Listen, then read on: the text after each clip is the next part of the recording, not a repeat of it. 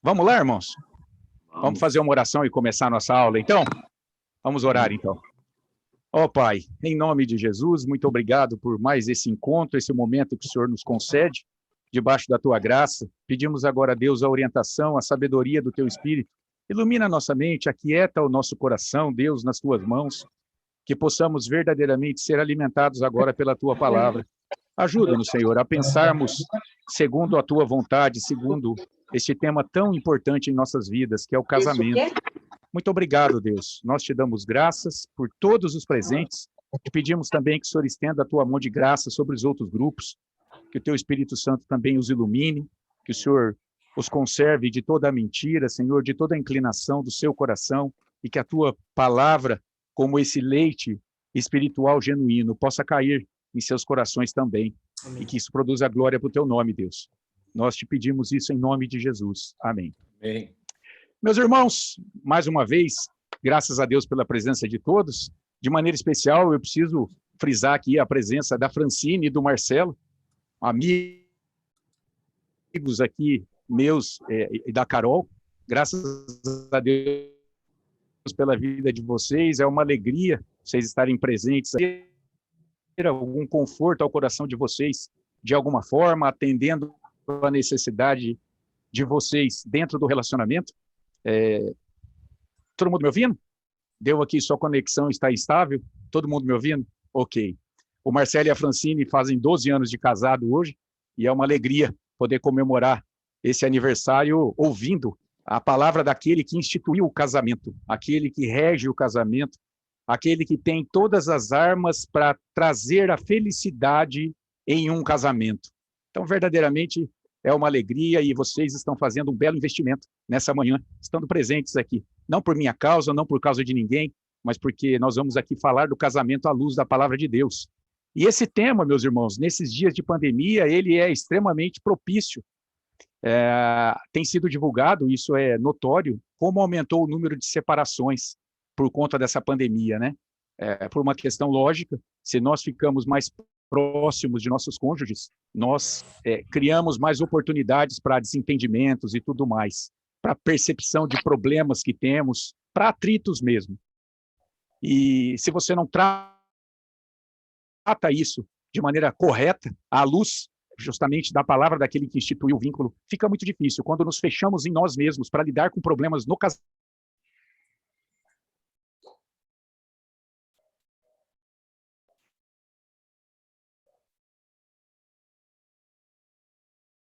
aí cortou.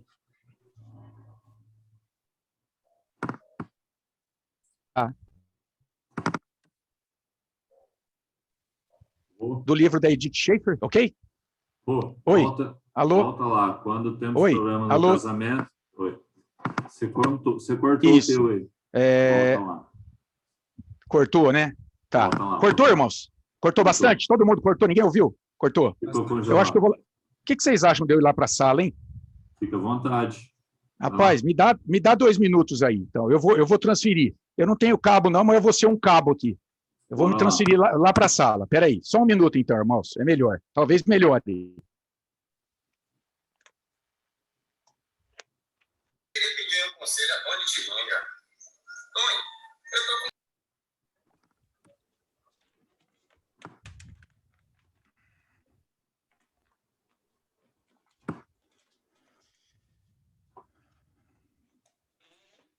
Ser tudo meio do improviso aqui, mas Deus seja louvado.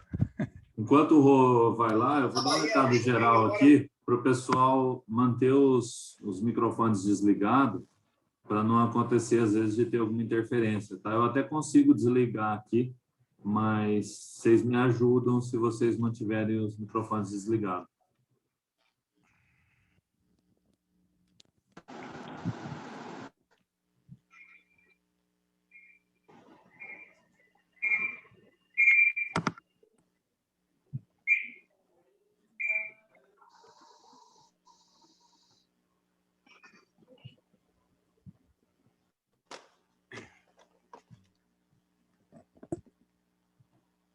Seu Paulo, o senhor vai precisar multar o do senhor, o microfone do senhor.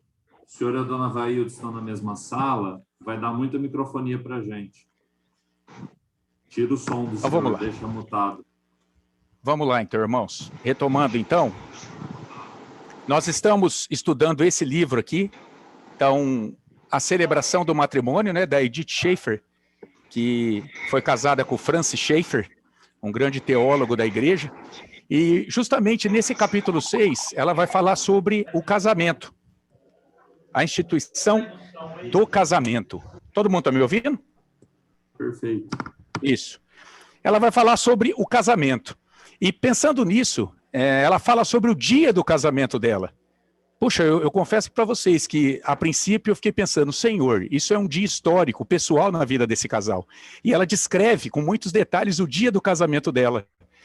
E foi um desafio para tentar buscar um pano de fundo, um tema, para expor o dia do casamento dela. Mas eu separei aqui algumas frases que ela fala a respeito do dia do casamento dela. Foi no dia 6 de julho de 1935, na Igreja Presbiteriana Unida de Filadélfia, nos Estados Unidos, né? E ela diz assim, algumas frases soltas desse estudo, que é curtinho, como todos os capítulos, mas que acabaram me apontando um tema para que a gente pudesse discutir aqui. Então ela fala assim, são 16 horas e uma nova etapa da história se inicia.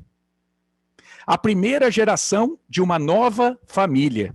Pensando nela e no Francis ali, entrando na igreja, o pai dela é o pastor que vai celebrar o casamento, convivendo como co-herdeiros da mesma graça divina. Interessante porque em determinado momento ela fala sobre pessoas desconhecidas que são aproximadas por Deus. E nós vamos ver que o casamento é isso mesmo. Ele favorece isso, a aproximação de dois desconhecidos. E ela diz, são pessoas desconhecidas, mas co-herdeiros da mesma graça. Ela diz, para quantos estas palavras são uma comunicação da realidade do matrimônio duradouro? Após proferir os votos nupciais dela e do Francis, então ela pensa nisso. Para quantos ouvintes que estão ali, esses votos são de verdade a comunicação de uma realidade e de um matrimônio duradouro? E o último parágrafo, esse sim, eu precisei transcrever aqui, porque dele eu tirei o norte para a nossa exposição nessa manhã, a respeito de como superar dificuldades no casamento. O último parágrafo diz assim, ó, até que a morte nos separe, é uma promessa grande e importante. Na prosperidade e na adversidade, é uma promessa realmente fantástica. Estamos jurando a respeito de um tempo muito longo, que vai incluir muitas situações. São promessas feitas por pessoas imperfeitas a outras pessoas imperfeitas, num mundo anormal onde tudo foi estragado pelo pecado desde a queda. Faz-nos lembrar da declaração de Paulo sobre ser capaz de viver contente tanto na abundância quanto na escassez. Olha a lucidez dessa mulher, no casamento dela. É isto que prometemos a Deus, estando prontos para servi-lo, guarde essa palavra que eu risquei, haja o que houver, tanto em palácios quanto em casebres, tanto em situações angustiantes, quanto nas mais belas que Deus nos permite. Guarde essa palavra também. Estamos mesmo assumindo uma união, guarde esta palavra, enquanto encaramos um futuro desconhecido, guarde esta palavra, para ambos. Então, pensando nisso, eu tirei algumas conclusões para que a gente possa, para montar o estudo. Olha lá, o casamento, meus queridos, tem um aspecto cultico. Em que sentido? É um lugar onde servimos a Deus. Na verdade, no casamento, nós cumprimos aquele mandato social. Quando Deus diz a Adão para se multiplicar e encher a terra, isso seria cumprido por meio do casamento. Também dentro de Deus. É assim que o Deus seria transmitido geração após geração. Essa educação da família. Isso se daria basicamente no casamento, né? A célula máter da sociedade. Mas não só. Todos os dramas que ele envolve são permitidos por Deus. Preste atenção. O casamento é uma união, uma junção de duas vidas independentes em uma só carne a partir de agora. Daí o texto de Paulo lá em Efésios 5:28. assim também os maridos devem amar a sua mulher como ao próprio corpo. Quem ama a esposa, a si mesmo se ama. Veja, quem odeia a sua esposa, a si mesmo se odeia. Uma só carne. É uma implicação também do casamento. E por fim, o casamento nos lança em uma vida repleta de descobertas, agradáveis ou não, que até então estão ocultas de nós. Veja, é uma vida nova, é o início de uma nova jornada. Duas pessoas imperfeitas se unem para viverem juntas um futuro que é incerto para elas ainda. Pensando nisso, eu cheguei à seguinte conclusão: o casamento, meus irmãos, é um ato de fé.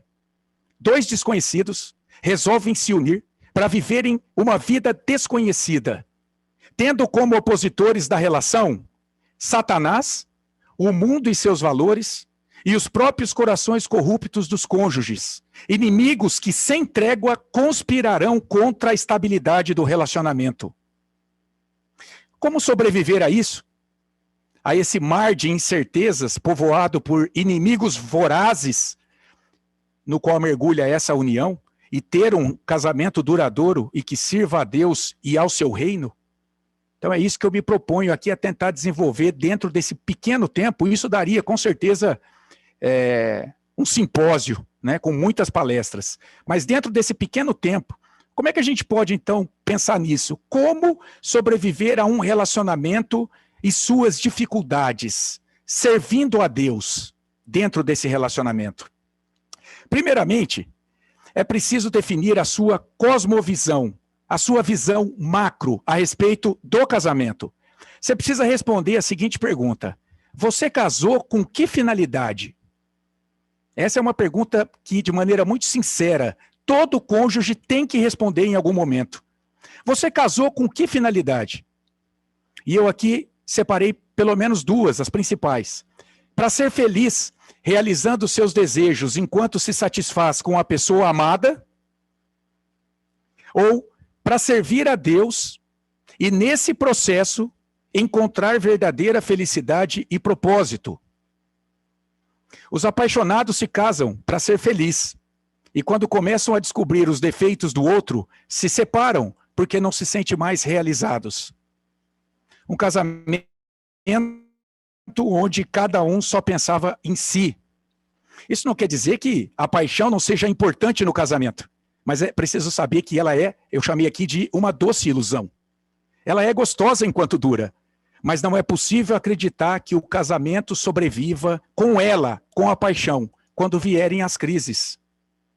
Casamento firmado na paixão tem vida curta. De outro lado, meus queridos, você pode se casar com o objetivo de iniciar uma íntima comunhão espiritual, na qual dois pecadores dizem sim, para servirem de suporte um ao outro na luta contra o pecado pessoal e na santificação diária em meio às crises, dando testemunho do reino de Deus e do seu poder e caminhando juntos, rumo àquele casamento perfeito com Cristo, onde não mais estarão vestidos com seus trajes corrompidos deste mundo, com a sujeira desse mundo e do seu coração, mas com as vestes da justiça alvas do Redentor. Esse é o casamento firmado no amor.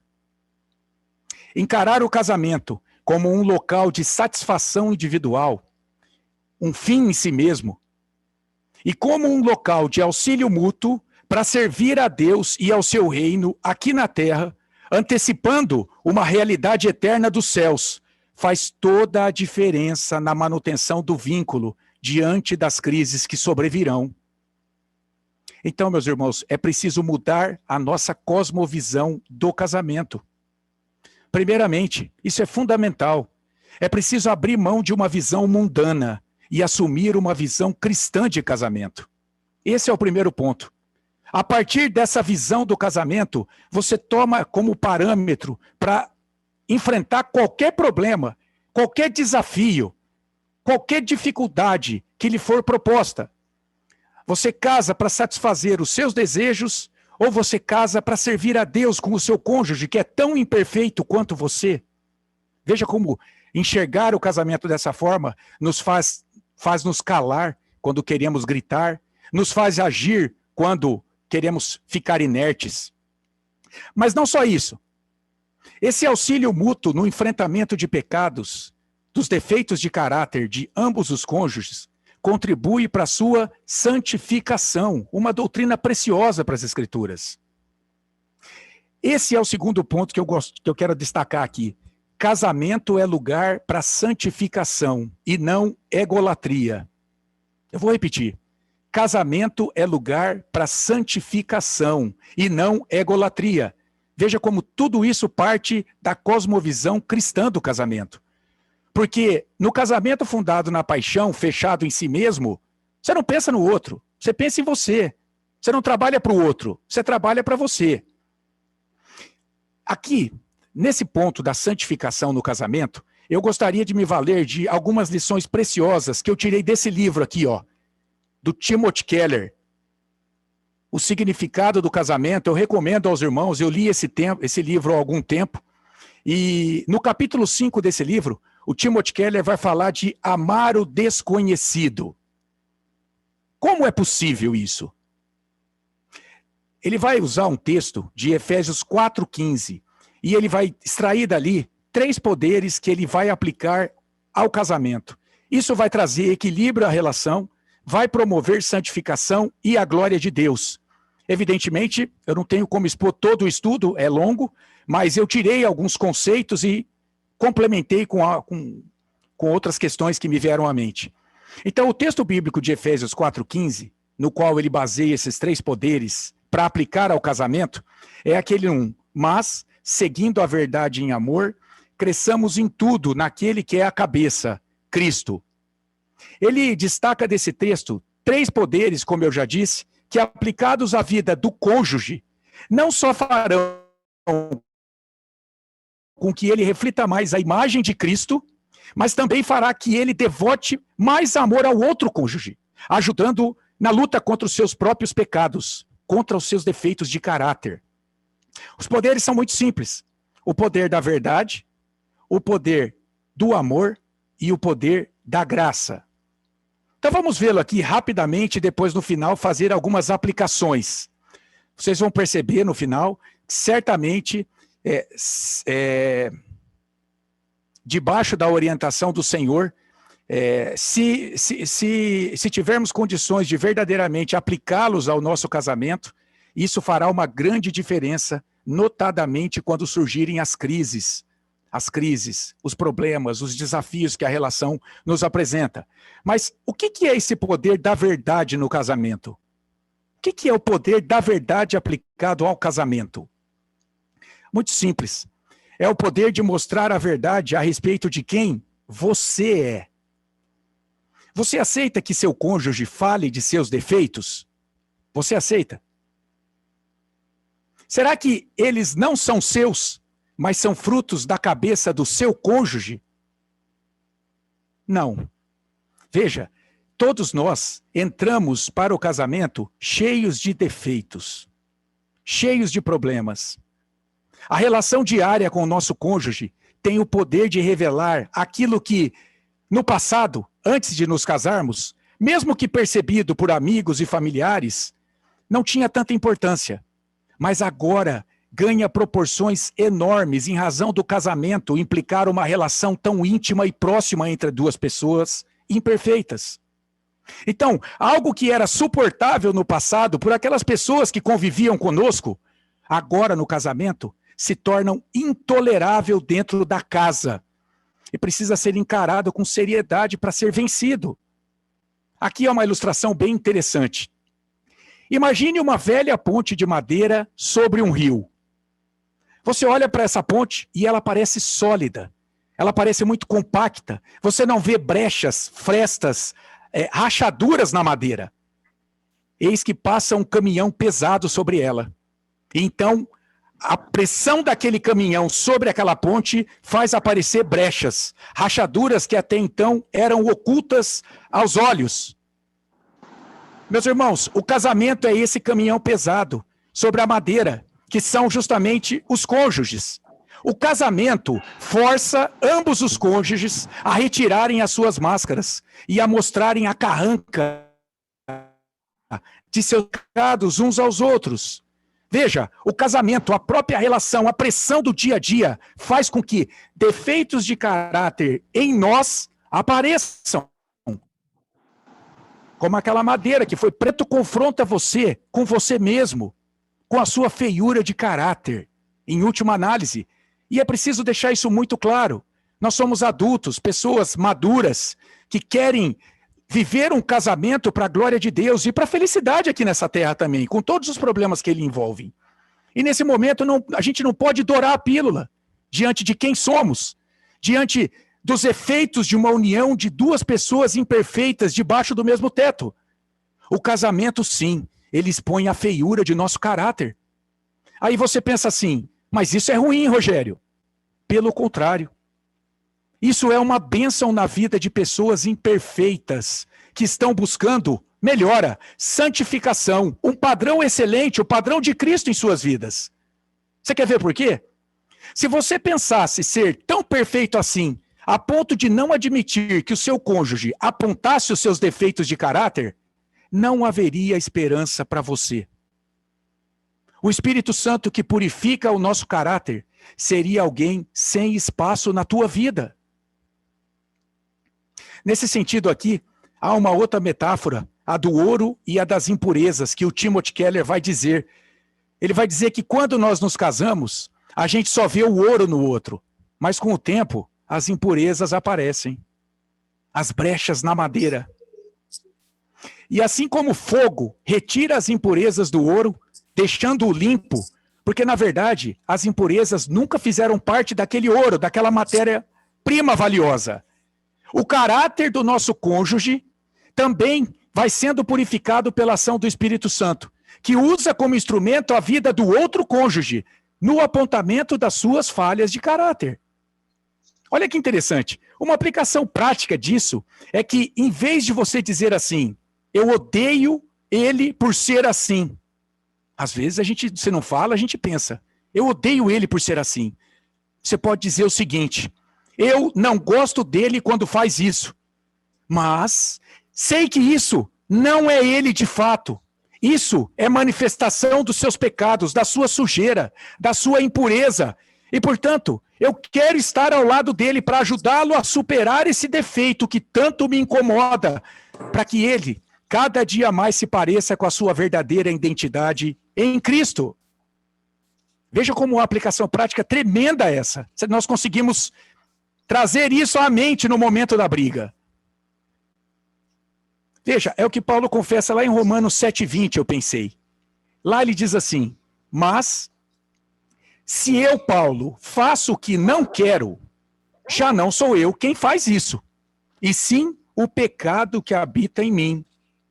Veja, meus irmãos, Paulo aqui, ele não era sua conduta pecaminosa, mas um novo homem em Cristo, que tinha prazer na lei de Deus. Esse era o Paulo verdadeiro, não a caricatura que o pecado produzia nele às vezes. Assim, quando nós manifestamos traços do nosso caráter pecaminoso no casamento, veja, nós não somos nós em Cristo, é só sujeira em nós. Nesse momento, não é a nossa verdadeira identidade em Cristo que está se apresentando ali, gritando por sua justiça própria diante do outro cônjuge. É só a nossa sujeira. Veja como pensar assim muda todo o enfrentamento da situação vivida por cônjuges.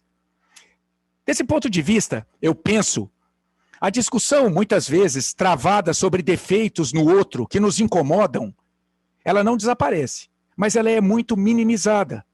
Porque essa discussão vai ter por base não a nossa verdadeira identidade em Cristo, mas a nossa sujeira, mas o pecado. O poder da verdade, poder de mostrar quem você realmente é.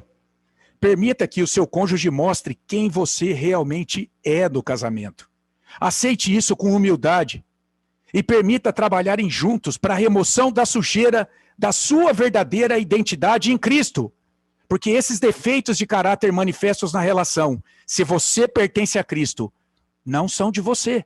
Isso é sujeira produzida pelo pecado em você e que pode ser retirada. Primeiro poder, o poder da verdade. E o segundo poder, o poder do amor. O que é o poder do amor aplicado sobre o casamento? É simples.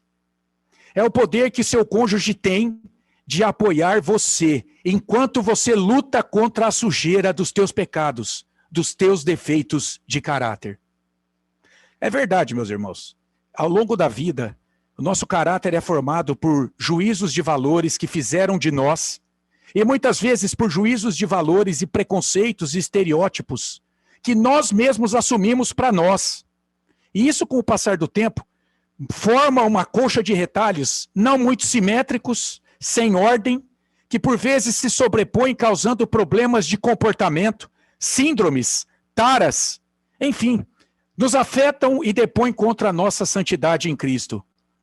O casamento faz com que precisemos encarar esse Frankenstein que a vida nos moldou. E nessa hora, é fundamental nós sermos amparados por nosso cônjuge, para que não sejamos quebrados nesse processo. E é aqui justamente que entra a função do teu cônjuge. Me permita trazer aqui um parágrafo do livro aqui do Timothy Keller, sobre esse ponto. Ele diz assim, o casamento coloca nas mãos de seu cônjuge o poder imenso de reprogramar a visão que você tem de si mesmo. Seu cônjuge pode anular qualquer coisa que tenha sido dito anteriormente a respeito de você. E, em grande medida, redimir o passado. O amor e o apoio de seu cônjuge têm poder de curar muitas das feridas mais profundas que você traz. Isso porque, mesmo que todo mundo diga que você é feio, se o seu cônjuge lhe disser que você é bonito, você se sentirá bonito. Meus irmãos, eu vou confessar aqui para vocês. O dia que minha esposa disse que eu fiquei bonito, careca, eu me senti nas alturas. Veja, eu a tenho em alta consideração. Ela me conhece mais do que ninguém. E se ela disse isso, foi libertador para mim naquele momento. Na verdade, ela curou um preconceito que eu trazia do passado, porque eu sempre tive medo de ficar careca. E olha só, hoje eu estou calvo. Diferente de um carro que com o passar do tempo se desgasta e depois não serve mais à sua funcionalidade, no casamento, meus irmãos, quanto mais o tempo passa, mais a relação se aprofunda, mais conhecemos um ao outro, mais consideração mútua aparece, e qualquer elogio tem um poder ainda maior de cura e libertação. Isso é amor demonstrado pelo outro. Na sua vida, de lutas contra seus defeitos de caráter. Mas percebam, preste atenção, Deus precisa ser ativo em nós na administração desses dois poderes, o da verdade e o do amor. E é aqui justamente que entra esse terceiro poder, o poder da graça. Talvez você esteja pensando assim, bom, Rogério, como você não conhece a minha esposa, meu marido, isso tudo muito é bom na teoria. Poder da verdade, poder do amor. Mas na prática isso não é muito funcional. De fato, como pecadores, quando usado o poder da verdade, nós não mostramos o defeito do outro com amor, mas irados, enfiamos o seu defeito goela abaixo. Quando podíamos usar o poder do amor, de outro lado, nos portamos como indiferentes à dor do outro, na luta contra os seus defeitos de caráter. Esse é o normal. Isso é a nossa velha natureza. Nós precisamos da graça de Deus, para que a verdade e o amor andem de mãos dadas, a serviço da santificação dos cônjuges e não da sua destruição.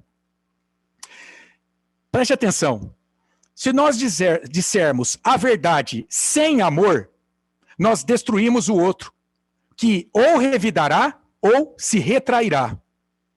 De outro lado, se nós amamos o outro sem lhe dizer a verdade, relegamos o casamento a uma relação de conveniência, onde os problemas não serão discutidos, e daí não haverá crescimento espiritual e transformação de caráter. Como conseguir falar a verdade em amor e conseguir amar sem abrir mão da verdade? É preciso entender que você foi perdoado por Jesus Cristo de todos os teus pecados. Ah, Rogério, mas você está espiritualizando tudo. Mas eu vim aqui para falar do casamento à luz da palavra de Deus. E não à luz do meu coração caído, ou da filosofia budista. Não. Você precisa entender, para aliar verdade e amor, de que você tem que entender de que os teus pecados foram todos perdoados por Jesus Cristo. Veja, nós sabemos disso na mente. Mas quando a vontade de gritar com o outro aparece no casamento, nós esquecemos disso. A base pela qual os cristãos efésios deveriam buscar santidade diária e exercer o perdão entre uns e outros era justamente essa, o fato deles terem sido perdoados em Cristo. E certamente naquela igreja havia muitos casais, e essa mensagem era para os solteiros e para os casais. Veja o texto de Efésios 4, 31, 32. Longe de vós toda amargura e cólera e ira e gritaria e blasfêmias, e bem assim toda malícia. Antes, sede uns para com os outros benignos, compassivos. Veja agora, perdoando-nos uns aos outros, como também Deus em Cristo vos perdoou. A base do perdão daqueles crentes era o perdão de Deus em Cristo por eles. O perdão tem o poder de trazer arrependimento e promover verdadeira reconciliação entre os cônjuges. Olha só, o seu cônjuge é alguém pelo qual o Deus do universo morreu em uma cruz, e você vai condená-lo? Seu cônjuge é alvo de um amor que você jamais será capaz de oferecer a ele. Jamais. E você vai humilhá-lo com suas palavras e ações? Seu cônjuge estará presente naquela multidão que ninguém poderá enumerar, provinda de todas as nações, tribos, povos e línguas, em pé diante do Cordeiro, vestido com vestes brancas e palmas nas mãos, e clamando em alta voz: ao nosso Deus que se assenta no trono e ao Cordeiro pertence a salvação. Apocalipse 7, 9 e 10. Por quê? Porque ele foi perdoado em Cristo. E você questiona essa realidade escatológica em sua vida, quando resolve não perdoá-lo, porque ele não é perfeito com você? Veja quantas implicações gravíssimas, mas que são uma bênção para aqueles que as têm muito vivas em sua mente no momento da intriga, da discussão. É preciso entender que se os pecados do teu cônjuge ferem você de alguma forma, saiba que os teus pecados pregaram o Filho de Deus em uma cruz. Nós não podemos fugir dessa realidade. É Deus que nos confronta com ela em sua palavra. Isso deve bastar para ficarmos desarmados diante dos pecados dos nossos cônjuges contra nós. Experimentar o poder da graça de Deus no casamento, no perdão que recebemos de todos os nossos pecados em Cristo, permitirá, meus irmãos, que a verdade e o amor caminhem juntos nessa obra do Espírito Santo de santificação dos cônjuges dentro da relação conjugal. A Edith Schaefer diz que, eu achei interessante, o amor tem que ir à luta. Veja, o amor não é um sentimento como a paixão, é uma escolha, uma decisão do casal. Superar os problemas do teu casamento é uma decisão de amor que só você pode tomar. Só você. Essa decisão de amar nosso cônjuge, ela precisa assumir alguns pressupostos de uma cosmovisão cristã reformada, para que o matrimônio permaneça e dê frutos para a glória de Deus. Então eu quero encerrar o nosso estudo com algumas aplicações. Veja, primeira delas, guardem bem isso. O casamento é lugar de serviço a Deus e ao seu reino, e não aos interesses egoístas e mesquinhos dos cônjuges. O casamento é lugar de servir a Deus.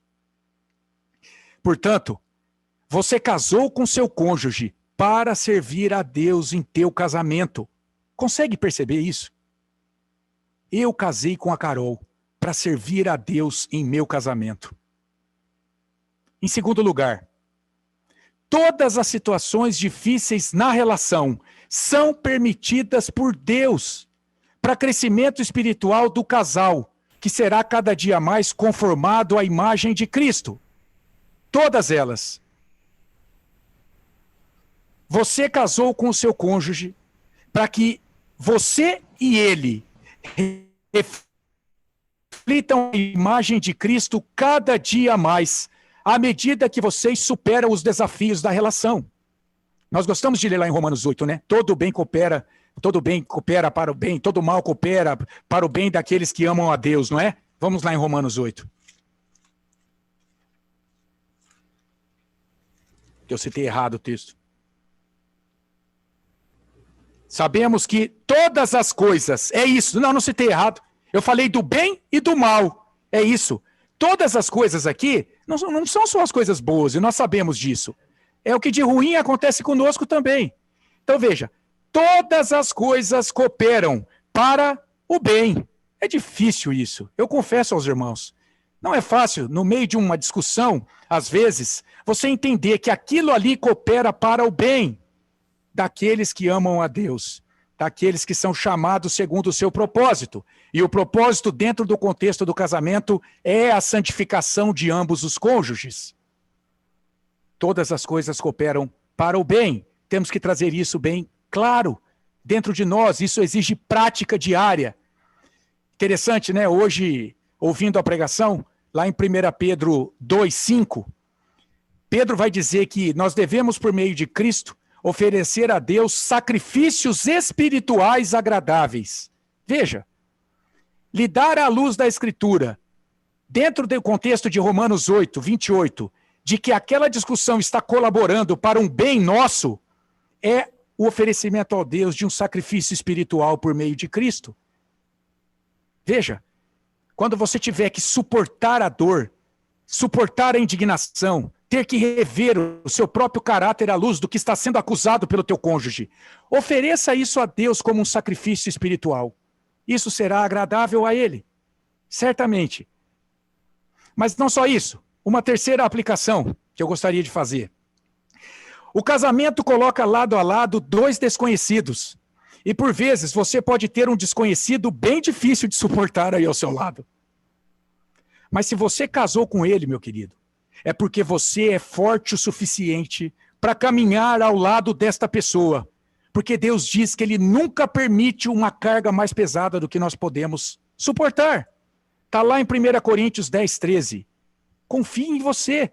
Confie no Espírito poderoso de Deus que habita em você nessa hora. Seja no casamento, seja lidando com problema no emprego, na tua empresa nesse momento de pandemia. Se você caminha pelo Espírito Santo de Deus, você já é mais do que vencedor. Não é que você será vencedor. Cristo já te faz vencedor nessa vida porque Ele já morreu por você e pelos teus pecados. Confie nele nessa hora. Você é capaz de lidar com o seu cônjuge. Deus não colocaria você ao lado dessa pessoa difícil se você não fosse capaz de lidar com ela. Creia nisso. E mais, o casamento é uma união, onde a mesma carne sofre e se alegra com o sofrimento e a alegria do outro. Por isso não há espaço para individualismo no casamento. Você casou com o seu cônjuge para que a dor dele fosse a sua dor e a alegria dele fosse a sua alegria. E nesse sentido, meu querido, não há espaço para a falta de perdão, pois perdoar o outro é fazer bem a si mesmo. Perdoar o outro é fazer bem a si mesmo. É a tua carne. Ainda, o casamento tem o poder de revelar quem somos de fato. De outro lado, ele promove cura com o amor demonstrado pelo outro no trato com os nossos defeitos de caráter, no trato com as nossas lutas.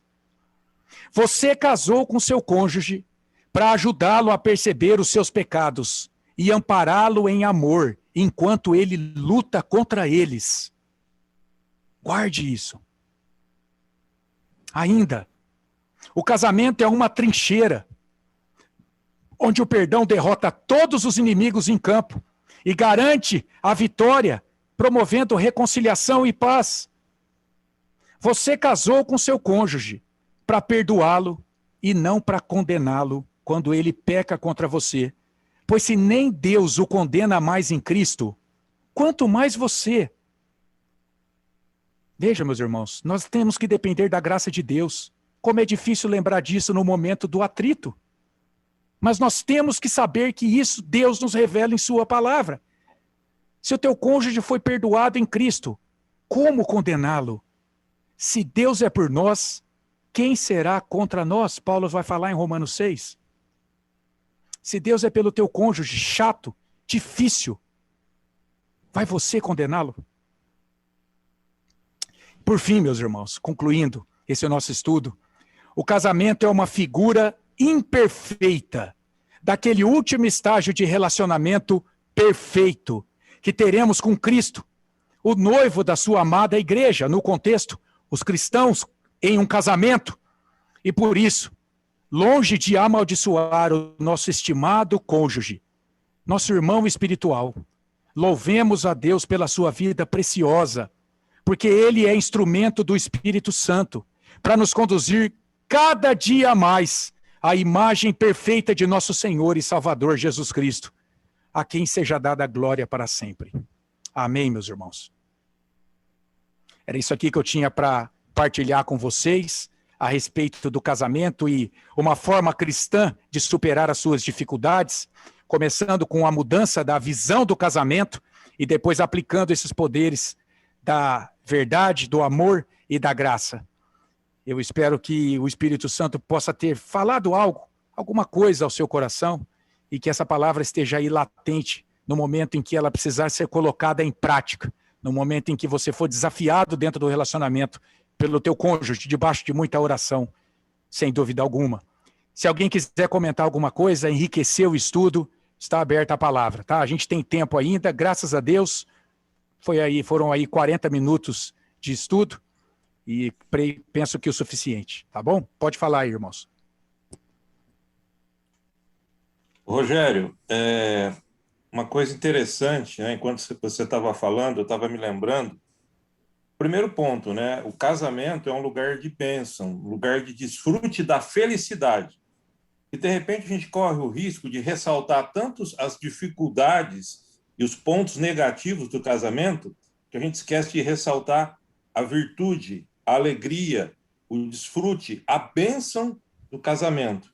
Eu gosto muito de um texto que está lá em Isaías, capítulo 62, no versículo 5, quando ele faz essa comparação da figura do casamento com o relacionamento de Cristo com a sua igreja. Ele diz assim: porque como o jovem desposa a donzela, assim teus filhos te desposarão a ti. Como o noivo se alegra da noiva, assim de ti se alegrará o teu Deus. Então, o casamento é uma instância, é um lugar de desfrute da alegria, da plenitude do Espírito Santo de Deus. E o que eu vejo que tem acontecido hoje cada vez mais é que o ser humano, a sociedade, ele tem mudado o conceito, a estrutura do casamento que Deus criou para um conceito humano. Qual é o conceito humano do casamento hoje? Para as pessoas, para a sociedade e para muita gente da igreja, para crente de uma forma geral, casamento tem sido considerado como um contrato. Contrato é aquele que você pode desfazer, você pode revogar, você pode rescindir. Se uma parte não está satisfeita, ela rescinde o contrato. E o casamento não é um contrato. Casamento é uma aliança. É algo sublime, é algo superior. E a aliança não pode ser desfeita. Então, eu quero que vocês tenham sempre isso à mente. Casamento não é um contrato que pode ser desfeito. Casamento é uma aliança instituída por Deus. E Deus faz parte dessa aliança. Por isso que o casamento hoje tem sido banalizado, porque ele tem sido tratado como contrato e não como uma aliança. Alceu, isso que você disse é extremamente pertinente e reforça aquela questão de se mudar a cosmovisão, a visão macro do casamento, não é? Como o casamento um lugar de servir a Deus, e enquanto servimos, desfrutamos da verdadeira felicidade e encontramos o verdadeiro propósito. Então é isso mesmo. infelizmente, assim, nós louvamos a Deus, né, Alceu, porque pela graça de Deus nós temos essa visão cristã do casamento. Mas quem vê o casamento como um contrato, não tem essa visão cristã do casamento, né? Perdeu isso. O pecado acabou escurecendo essa visão tão bela do casamento. Então é mais um motivo para a gente mudar essa visão do casamento, né? De contrato para lugar de serviço a Deus. Muito bom. Quem mais, irmãos? Não falem todos ao mesmo tempo, contenham-se.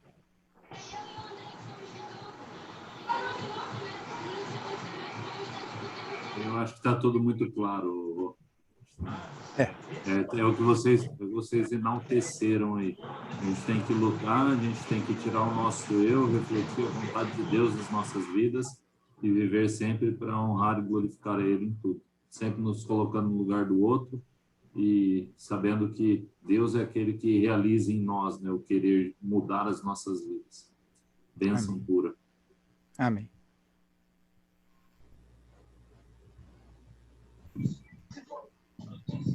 Vamos lá?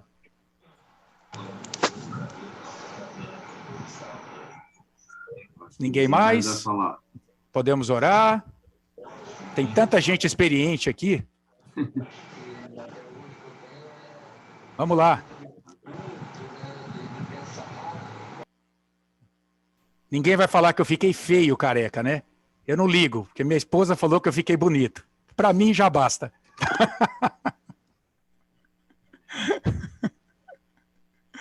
Vamos orar então, gente. Graças a Deus pela vida dos irmãos. Eu quero mais uma vez agradecer aqui, como visitantes, a Francine, o Marcelo, amigos nossos, meus da Carol. Fazem 12 anos de casado. Eu fico muito feliz em terem aceito o convite. Deus continue abençoando e firmando o casamento de vocês em seus caminhos cada dia mais. Vamos orar então, encerrando a nossa reunião?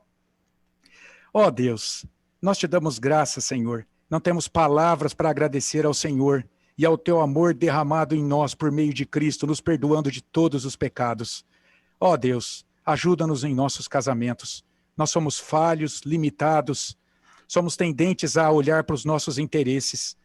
Ajuda-nos, Pai, a fazermos aqui a tua vontade, a vivermos para a tua glória, lidando com o nosso cônjuge de maneira santa, perdoando, amando, auxiliando em seu processo de santidade, Senhor, para que a imagem de Cristo seja formada nele cada dia mais. E que nesse processo o teu Espírito nos leve, Senhor, a descansar em ti, nas tuas promessas, de que se sofremos com Cristo, com ele seremos glorificados. Recebe, Deus, a vida de cada participante dessa aula em tuas mãos, cada relação. Derrama as tuas bênçãos, as tuas ricas bênçãos, Senhor. Continua abençoando, fortalecendo o vínculo nesses dias de pandemia tão difíceis. Nós dependemos do Senhor, nós esperamos do Senhor. O Senhor é a nossa rocha, Jesus. Ajuda-nos a vivermos com o nosso cônjuge, à luz da tua palavra e para a glória do teu nome. É o que te pedimos em nome de Jesus. Amém. Amém. Bom domingo a todos. Deus os abençoe. Vou pedir para todo mundo abrir as câmeras aí, só para a gente fazer aquele print tradicional, aqueles que puderem, obviamente, abrirem as câmeras, né? Os menos tímidos, né?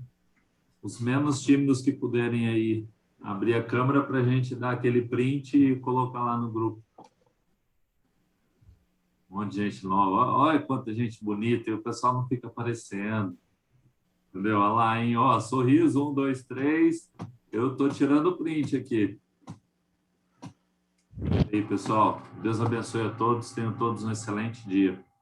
Bom domingo, Amém. pessoal. Tchau, tchau. Tchau, Francine. Tchau, Marcelo. Um abraço. Tchau. Bom domingo. Tchau, tchau, gente. Bom domingo. Bom domingo.